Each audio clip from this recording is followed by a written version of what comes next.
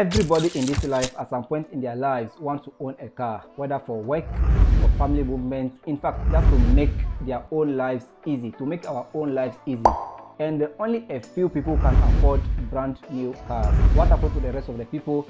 We have to compromise and go in for the already used cars. And the fact that you are going to buy a used car doesn't mean you should go for any scrap out there. At least you should make sure your money can get you a very good deal out there. So I want to give you some key factors you should take into consideration before. Like, you don't have to skip any. Make sure you check them one by one. When everything is right, then you go ahead and then get the car. If it is not, then you should know what you are going in for. Keep on watching and let's run to the number one. The first ever thing you must make sure to check is the car's history. You want to find out over the few years it has been used, how has it been used, and you take into consideration the accident record. How many accidents have it had? Just ask them, has the car had any major accident in the past? Even if not major, has it had any accident at all? You take into consideration about that. You also want to take into consideration the ownership of the car. How many people have used the car before it is getting to you? Is it the person that brought it brand new that is selling it to you, or it is the second user? Is it the third user, the fourth user, the fifth user? You have to make sure, you have to find out about all these things. Just ask the questions and you surely see them on the car's papers. You also want to take note of the title of the car. You want to make sure all the documents of the car are as clean as possible. The car wasn't stolen, it wasn't written off. Like, all these things should be taken into consideration. I know you surely don't want to buy any stolen car out there. Even if you do, then know that you are putting yourself into trouble. So you don't want to go in there and then buy a stolen car. You don't want to buy a car that does not have clean papers. You want to make sure you buy something clean and good as possible. And the third thing under this is the maintenance. And I know in Africa here we mostly don't pay attention to this, but it's very important. You want to make sure whether the car has been well maintained by the person it was owned by, you understand? So you check all these things. Okay, was the person kind of like regularly doing the maintenance, checking the car?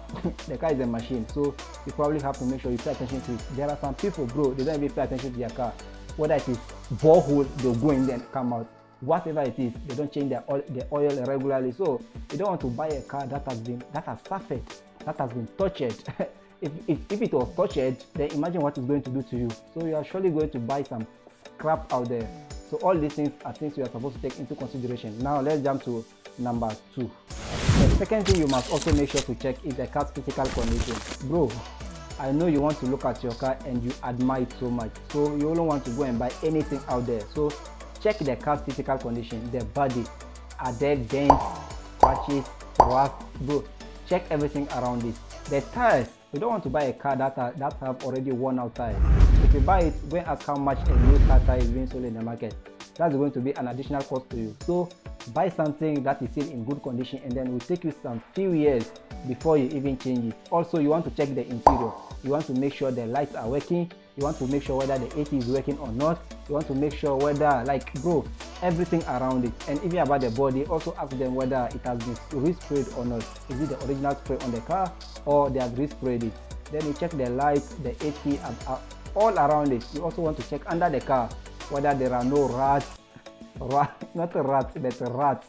You understand? You want to make sure you check all these things around it, and then if it is good, then you are good to go ahead. Now let's run to number three. The third thing you must also make sure to check is the mechanical condition. Bro, even if you don't want to check anything at all, for this particular one, that should be your foremost thing to do. If you don't check the engine, what are you going to check? Bro, make sure everything is right. And let's talk about the engine. You want to make sure there are no leakages from the engine. Open the bonnet up, check everything around it. See, the moment you open it, there might be dust or not, but you don't want to see oil around the engine. You don't want, you really don't want to. The moment you see it, red flag. Red flag. You don't want to see oil around the engine. No. At least some dust over there. But it should be it should be dried. You don't want to see any oil around the engine. So check the engine to make sure there are no leakages, there are no oil around it. You don't want to hear strange noises, like you spark the car and then you hear no. You don't want any of these. You want it to run as smooth as possible. So for the engine, make sure you check the oil if there are no leakages, and also make sure you check if there are no strange noises when you spark the engine. After checking the engine, you should also check the transmission, especially for automatic cars. Bro, you want to make sure the gears are changing as smooth as possible. Bro, it should be smooth. You don't want like any car you change the gears and it'll be like like some I don't know, some rap dance or something like that. You really don't want to. You surely don't want to. I remember someone giving me a car to sell. I think it was a Hyundai or so, and it was actually crazy. It was crazy, and nobody was coming in for it because it was kind of like a scrap. So people don't take care of their cars, but later on when they're tired of it, they want to sell it out there. Who is going to buy it? You understand? Unless someone who needs a part from it or they want to use it for scrap. Other than that, I don't think people will really buy such a thing. So make sure you check the transmission and make sure the gears are changing as smooth as possible. You understand? After the transmission, also check the brakes. Bro, the brakes, you don't want any failed brake on your road. You don't want to go hit someone. You don't want to go cause any death, any accident on the road because your brakes are not good. So make sure to check the brake to make sure there are no squeaks and grinding noise. You don't want to where you are driving and then you tap on the brake and then you don't oh god, no, see, you don't want that. You really don't want that. You want the one even before like your toe steps on it, the car is stopping. You understand? Or at least like you just put a bit pressure on it, the car will stop. As I said earlier, you don't want to go hit anybody by accident. You don't want to go cause any accident. You don't want any brake failure as you are driving. So of course, make sure you check the brakes of the car you are buying. After checking the brakes, you must also make sure to check the suspension. Bro, you don't want to be driving your car on rough roads and then you'll be hearing some unusual bumps and then some unusual noises. Like you are driving, like you hit a hole, and see, when you hit a hole, you the person even driving shouldn't feel it. You understand? Only the time the suspension, like the pressure should remain over there. But you hit a hole and then like bro, you even get fed up. You feel like now you should get down and then start walking. That's how crazy it is. So yeah, make sure you pay attention to the suspension to make sure like they are good, and you don't want any bumps, unusual bumps or noises when you are driving. The next thing after the suspension is the exhaust system. Bro, go check everything around that. You don't want to like any smoke with oil coming out. Like you don't want to crazy noises coming when you spark the car. No, you don't want that. You don't want your car to be like the noise in the town. No, you don't want that. You want your car like the noise should be as down as possible. You understand? You don't want any crazy noise out there. So make sure everything is okay. And it is very bad when the exhaust pipe comes with like some oil or the smoke is too much. You don't want to pollute the air, man. You understand? So all these things should be taken into consideration. You see some cars when they pass you, you feel like there are not even government regulating that. Like smoke covers everywhere, and this in some way cause accidents. Imagine I'm behind you and then your car with like from the exhaust pipe, like the smoke, you are going to cause me to hit somewhere, and that's very bad. So those people, you just have to park somewhere, let them go very far, or you find your way to go to a different lane and then overtake them. That's bad. So aside like it being bad in such a way, you personally going to buy a car, you don't want to be the person driving such a car. You really don't want to. So you don't even want you want your exhaust pipes to be smokeless. You understand? So check all these things, and then now let's go to number 4. The fourth thing you must also make sure to do is to test drive, and I brought this one at the 4th position in order to summarize the ones I've already said before we go to the next important things to check. By test driving, you make sure, okay, you'll be able to check whether the brakes are okay, whether the suspension is good, whether the engine is good, there are no noises, whether the exhaust system, there is no smoke, too much smoke and noise coming out, bro, whether it can handle different roads. By test driving, it will give you the summary of all the things I've already said. You understand? So go for a test drive, check all these things around, make sure things are okay, pay attention to everything, every noise, every leakages, like every movement. Just pay attention. You are not driving for pleasure, so you pay attention. Even if you are driving, don't let even the buyer, not the buyer, you are the buyer, don't let the seller distract you.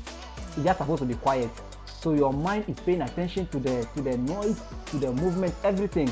Some people, like, you are going on a test drive and then the seller wants to engage you so much that they take your attention off it. Then you are not able to pay attention to the most important things. So make sure like there is no even conversation.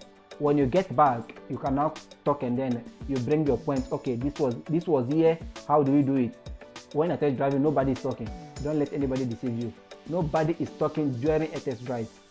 If you have anything, you can take notes. When you get something, just write it. you go write it, go write it. When you get down, you bring all the faults you find from the car, then discuss, because not every seller will tell you the secret about the faults about the car. People are ready to sell you 40 cars. So when I test driving, there is no conversation. You have nothing to converse over there. Your own is to use your mind, to use your body or your physical body to check the car and everything around it and make sure things are right and then okay. So of course, go for a test drive, check the brakes. It will give you the summary of all other things. Now let's go to number 5. The big thing to also check is the mileage. Bro, it is very important. It tells you like for how far the car has been used. You understand? You want to know, check the odometer to see, okay, what is the mileage over there. People get this wrong, and most of them I think you already know, but most people also do not know. Higher mileage means the car has been used so much, it has been used too much, and lower mileage means the car has not been used too much. You understand? So if you have like 100 kilometers at the odometer or on the odometer, it means the car has traveled for 100 kilometers, a distance of 100 kilometers since it was manufactured. And if you have, okay, you have like 100,000 kilometers, and if you have like 10,000 kilometers, it means the car has traveled for 10,000 kilometers. So to you the buyer, do you want to buy a car that has traveled for 100 kilometers, or you want to buy a car that has traveled for 10,000 kilometers? You get it? So higher mileage means more wear and tear, lower mileage means less wear and tear. So make sure you check the odometer to confirm, of course, the car's mileage is not too much. At least I think like a recommended one, depending on the type of car, maybe around 40,000 to 60-70,000 kilometers. You check it and then make sure, okay, if it is good, then you still have a higher chance. But so much mileage means the car has been used that you really don't want that. Now let's go to the sixth. The sixth thing you must also make sure to check after the mileage is the VIN number. Very important also. The VIN number is known as the vehicle identification number. It is a special number for every car, and you don't want to buy one that has been forged into a car or into your document. So make sure you check the VIN number. The VIN number of the car or of a car can be found either by the door side of the car, or either at the dashboard or on the engine. That's where you can find the VIN number of a car. So you want to make sure the number over there matches the one on the registration or title document. So you have the VIN number on the car. You also have it on the papers you are going to sign. So make sure the VIN number matches the two. Most people don't pay attention, and that's like my worry. Like people rush, like they allow themselves to be rushed, or they rush themselves. You have to check all these things. That's what I told you. All these points I'm giving, they are non-negotiable.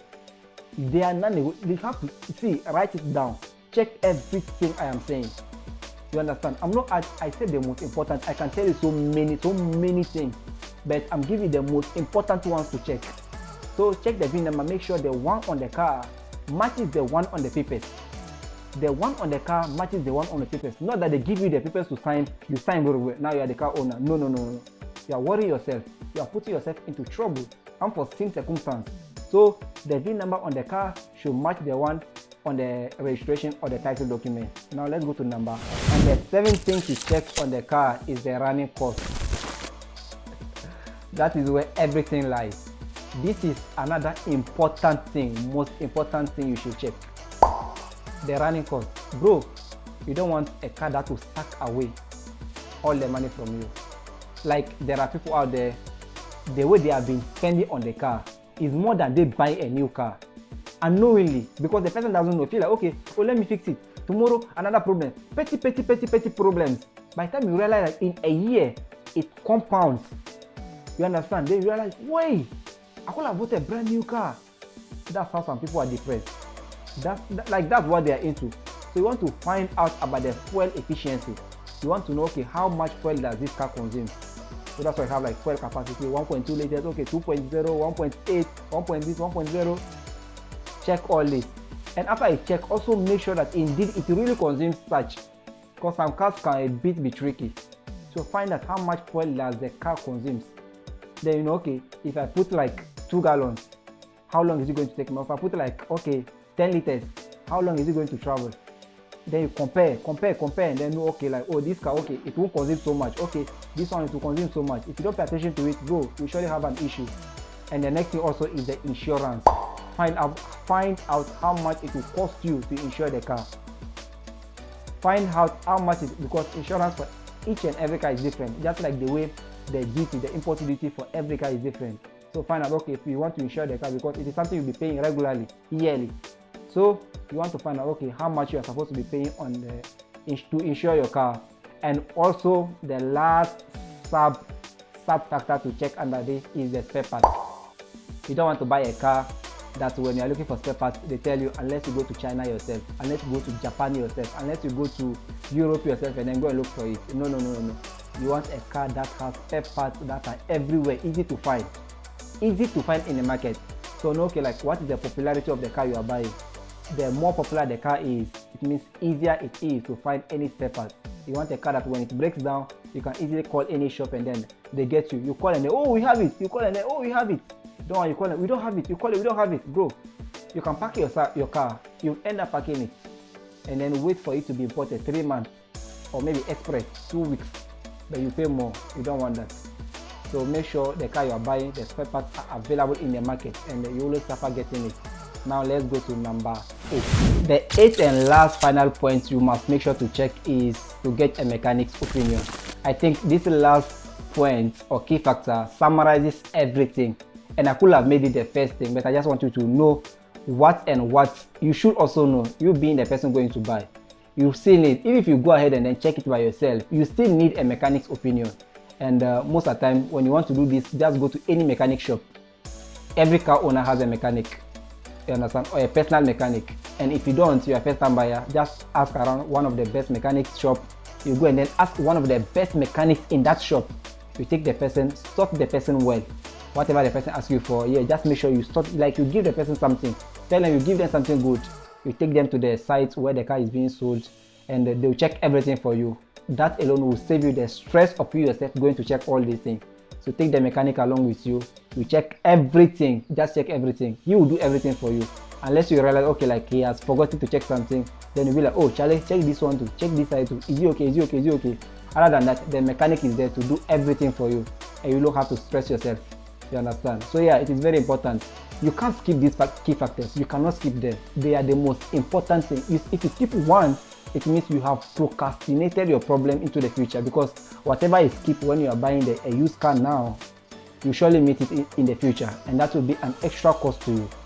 So anytime you're going to buy a car, make sure you check all these things before you go ahead to transfer your hard-earned money into someone's bank account and then take their car. So make sure whatever you're taking is not scrap, but it is worth your sweat, because your sweat is money, right? So yeah, go ahead and then do that. Get a mechanic's opinion. He'll give you all the report about the car, whether it is good to go ahead and buy or not, or whether you can negotiate, compromise, whatever it is, your mechanic will let you know.